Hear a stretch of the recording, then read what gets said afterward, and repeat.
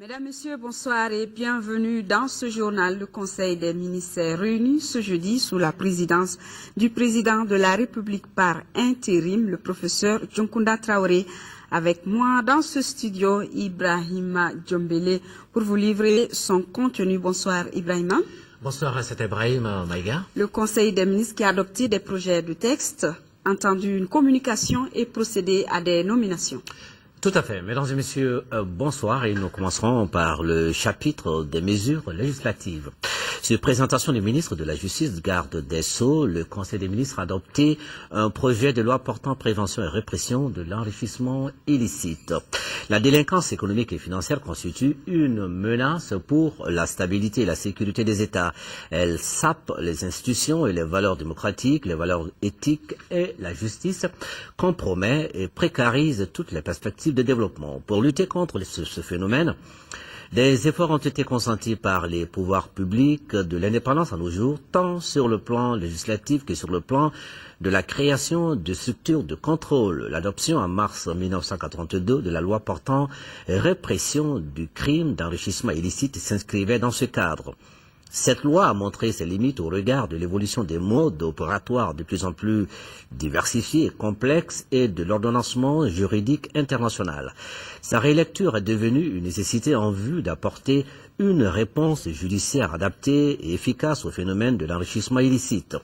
Le présent projet de loi adopté pour prendre en charge cette préoccupation se fonde sur les directives de l'UEMOA, notamment celles relatives à la transparence dans la gestion des finances publiques, la Convention de l'Union africaine sur la prévention et la lutte contre la corruption et la Convention des Nations unies sur la corruption.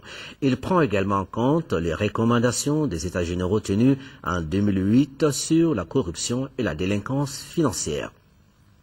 Pour une plus grande efficacité dans la lutte contre l'enrichissement illicite, le projet de loi articulé autour du binôme prévention et répression apporte plusieurs innovations. Ainsi, la liste des personnes soumises à l'obligation de déclaration des biens a été étendue à certaines catégories d'agents publics ou de responsables politiques, et ce, pour marquer un souci de conformité à la lettre et à l'esprit des conventions internationales. L'enrichissement illicite a été correctionnalisé pour plus d'efficacité, de diligence dans la gestion et le traitement des procédures. Cette option est aussi conforme aux standards internationaux en matière de délinquance économique et financière. Les faits d'enrichissement illicite ressortent en ce qui concerne les poursuites et l'instruction de la compétence des pôles économiques et financiers, les pôles économiques et financiers, les jugements relevant des juridictions pénales de droit commun. En vertu de la loi, toute personne qui aura, avant poursuite judiciaire, révélé aux autorités compétentes les faits d'enrichissement illicite sera exceptée de toute poursuite au titre de la complicité. Pour une plus grande efficacité dans la répression de l'enrichissement illicite, le secret professionnel exigé dans l'exercice de certaines professions ne peut faire obstacle à la recherche de la vérité et à la mise en évidence de certains comportements frauduleux. En outre, le projet de loi autorise dès le stade de l'enquête et de l'instruction des possibilités de saisie patrimoniale afin d'assurer l'effectivité des peines de confiscation prononcées au moment du jugement. Par ailleurs, la responsabilité des personnes morales a été prévue avec les sanctions appropriées. Enfin, le projet de loi consacre le renversement de la charge de la preuve.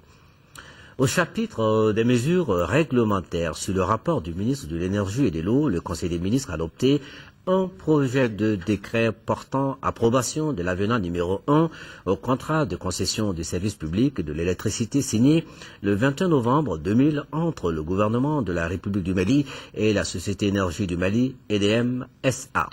Le cahier des charges du contrat de concession du service public de l'électricité stipule que les tarifs réglementés sont ajustables automatiquement chaque année et sur la base d'une formule d'indexation précisée dans le dit document. L'application de la dite formule a été suspendue depuis 2003 suite à des divergences d'interprétation entre les parties au contrat de concession. Pour surmonter cette divergence, la Commission de régulation de l'électricité et de l'eau a initié une étude sur les résultats dont dont les résultats ont abouti à la révision à la hausse des tarifs du service public de l'électricité à compter du 1er février 2013. Malgré cette légère augmentation assortie de subventions, la continuité du service est assurée dans des conditions très difficiles sur le réseau interconnecté dans la plupart des centres isolés. La situation globale au plan technique et financier est particulièrement préoccupante. La société EDM SA demeure confrontée en effet à d'énormes difficultés, parmi lesquelles le déséquilibre entre l'offre et la demande croissante, l'insuffisance des investissements en infrastructures et moyens d'exploitation, la persistance de la tension des trésoreries, l'approbation du présent avenant au contrat de concession du service public de l'électricité qui a pour objet de modifier le cahier des charges du contrat permettra la poursuite des révisions tarifaires pour contribuer à l'amélioration des performances de EDM SA. Au chapitre des mesures individuelles, le Conseil des ministres a procédé aux nominations suivantes. Au titre du ministère de l'Agriculture, inspecteur à l'inspection de l'agriculture, M. Sankou Touré, administrateur civil.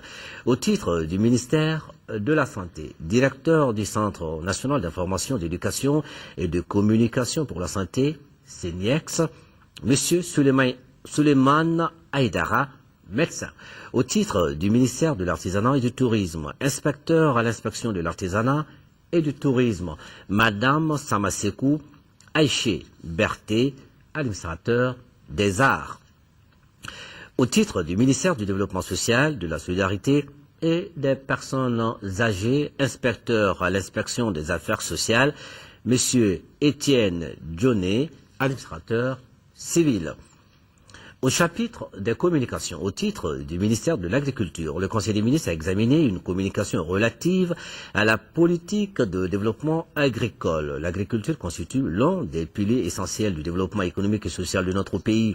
Elle fournit près de 30% des recettes d'exportation et emploie près de 80% des actifs du pays. Aussi, en vue de promouvoir le développement de ce secteur, le gouvernement a adopté en 2006 la loi d'orientation agricole et mise en œuvre de nombreux programmes, plans et schémas directeurs du secteur agricole.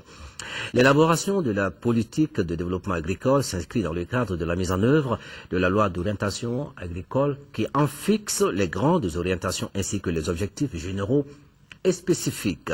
La politique de développement agricole a pour but de promouvoir une agriculture durable, moderne et compétitive, reposant prioritairement sur les exploitations familiales agricoles et reconnues, sécurisées, à travers la valorisation maximale du potentiel agroécologique et des savoir-faire agricoles et la création d'un environnement propice au développement d'un secteur agricole structurée. Elle vise à garantir la souveraineté alimentaire, à faire du secteur agricole le moteur de l'économie nationale, à assurer le bien-être des populations, notamment la promotion économique et sociale des populations, notamment des femmes et des jeunes en milieu rural et périurbain, la réduction de la pauvreté en milieu rural, la modernisation de l'agriculture familiale et le développement de l'agro-industrie, la protection de l'environnement et la gestion durable des ressources naturelles, l'augmentation de la contribution du secteur rural à la croissance économique, l'aménagement agricole équilibré et cohérent du territoire.